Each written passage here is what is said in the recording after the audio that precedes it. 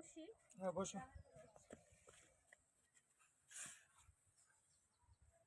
কি করা যায়, কোনো কিছু তো দিক দেখতেছে না। যে কোনো একটা সমাধান তো যাইতে হবে।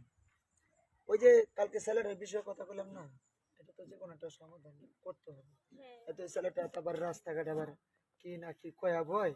আসলে কথাটা এই ঠিক। এই এই, এটা কি করেন? এই দিন তো কি করতেছ? পায়ের কি লাগে? হ্যাঁ? কি লাগবো মানে আপনি এ দেখতেছেন ভাই, না?